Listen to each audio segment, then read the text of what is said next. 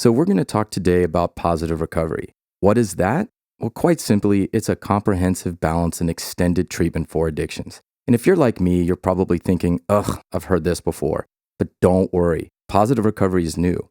It's actually the world's first curriculum that combines the new scientific study of happiness, also known as positive psychology, combined with existing and traditional approaches into something you've never seen before.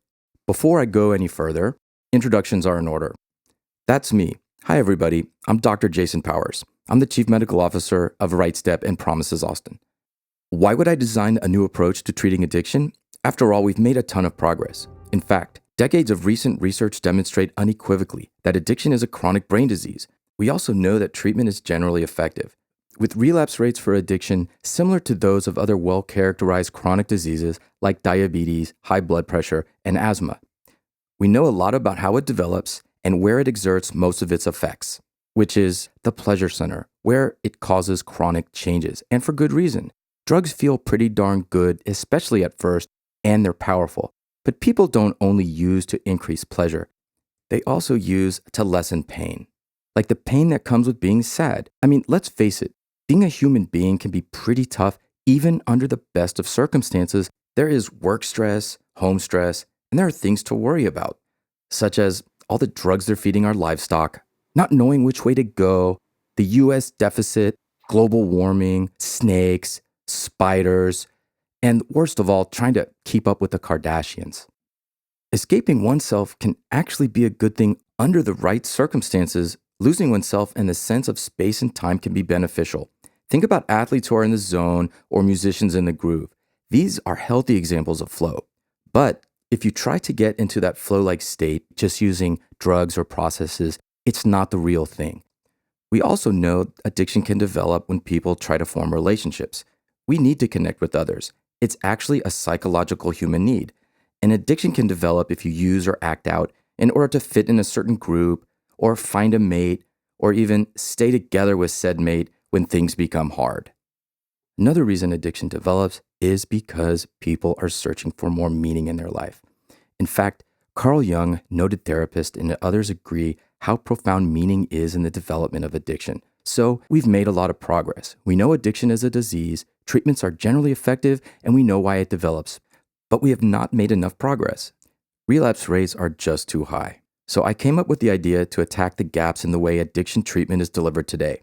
First, it is too short. The way treatment is designed today is great if you have a crisis.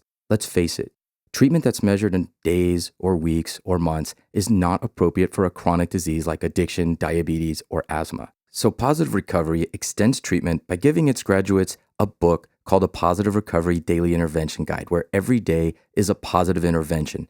And they also have access to the portal on positiverecovery.com, where they will find a community of like-minded people all pursuing the same ends. That way, they can extend treatment and continue to build positive habits and flourish in recovery. On the issue of relapse, too many of us treating addiction for too long have been too timid. How many people with diabetes, high blood pressure, or asthma always have 100% perfect control from the first time they're diagnosed? None. Like any chronic disease, expecting 100% perfect control in every patient is just not realistic.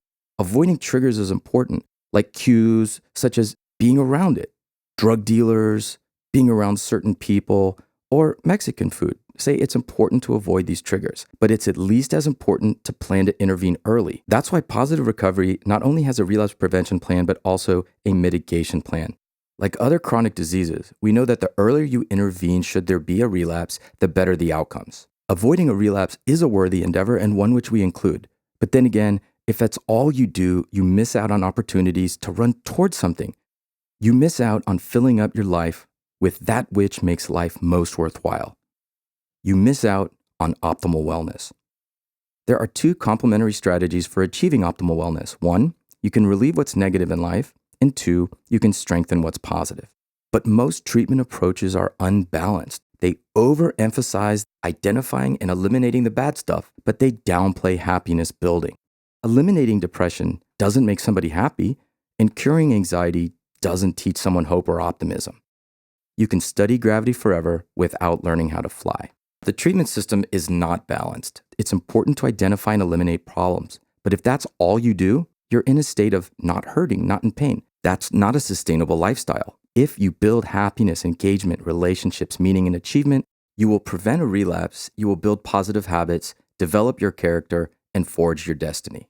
We recognize that you need both approaches, but we have for too long ignored the good stuff. While sometimes bad stuff happens and we know that addiction is not a pretty disease and we know that things don't always happen for the best, but it's always possible to find the best in what happens. So positive recovery attacks the gaps head on. Now, where do we find human happiness? Is human happiness sex, drugs, and rock and roll? No, we know where that gets us. Is happiness found in money? Well, surprisingly, no. Once your needs are met, money has almost no effect on human happiness.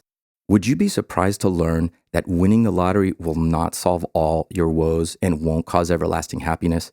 As a matter of fact, when we compared people who did a gratitude journal versus people who won the lottery, we found surprising results that at 6 months, their happiness was equal, and at a year, the gratitude journal wins out every time. So we know it's not money. So where do we find human happiness? Most people think that happiness is possible once we're healthy, well-fed, loved, comfortable, knowledgeable, non-celibate, and prosperous. But you can have all these things and still be unhappy. There are those of us that live in third world countries that don't have a lot of those things and they're super happy. And there are many Americans who have those things and aren't very happy at all. That's why I love positive psychology. It studies what creates human happiness. And as complex as happiness is, there's an easy to remember acronym, PERMA, P-E-R-M-A, where P stands for positive emotions. But these, again, are not the positive emotions of sex, drugs, and rock and roll, but rather the deeper pleasures. E stands for engagement or flow that we spoke about earlier with athletes in the zone and musicians in the groove. Flow is optimal human action. It's great if you're getting there the right way, but if you take drugs or use processes to escape yourself, that's not the same thing. Taking cheap shortcuts won't get you human happiness. R stands for relationships. Now, this one's pretty easy because by far the greatest predictor of happiness in the literature is intimate relationships. And I love this. People matter, objects don't. M stands for meaning. But the result of pursuing more meaning and purpose for most people is great. It's better physical and mental health, deeper and more supportive relationships, and longer life. Of course, let's not forget about happiness. Meaning is a huge contributor to our overall well-being. When your life is full of meaning, you feel better and more satisfied. A stands for achievement. What is achievement? It's not achievement for the sake of fame or fortune. It's the peace of mind that knowing you exerted your best effort in pursuing valuable goals. So positive recovery, what is it? It's a comprehensive, balanced, and extended approach to treating addiction. If you pursue happiness the wrong way and develop addiction, we're here to help. Life is not just about avoiding pain, not just about avoiding suffering. You don't have to keep running faster just to stand still. But we need your help. We need you to teach us who you are. What are your character strengths? What do you value? And what are your hopes and dreams? We're here to teach you how to prevent a relapse and pursue happiness the right way so you flourish in recovery. Positive Recovery as a curriculum seeks to enhance and engage existing working modalities that we have seen over the course of years really work for clients. Takes those, enhances them, builds upon them with positive psychology, targeted interventions, looking at the science of well-being to take clients not just from suffering to baseline, but from baseline to flourishing. How I see positive recovery changing treatment, instead of looking at what's wrong, when someone comes from the ground of being of their strengths, that's their foundation instead of their character defect being their foundation. Positive recovery, simply going through the training and incorporating the interventions into the personal lives of staff, increases the happiness, the flourishing, and therefore the effectiveness of the staff providing the service. Really giving participants in positive recovery a lot of different tools to access their own happiness, to access their own ability to thrive. We start to engage the clients in finding reasons why to be sober that really aren't fear-based, but really are meaningful and purposeful. And so I think it will lead to higher resilience or really better success rates because people will have a reason for, and other than just avoiding pain. Abstinence is to recovery what thriving is to optimal health. If all you get is sober, you're missing out on the opportunity to thrive. And recovery includes sobriety, but is not limited to it. Recovery feels and looks like this. We know this is possible for you. Teach us who you are. Be honest with us. We're going to be transparent with you. We're on the same team. We're here to help you thrive. That's the positive recovery way.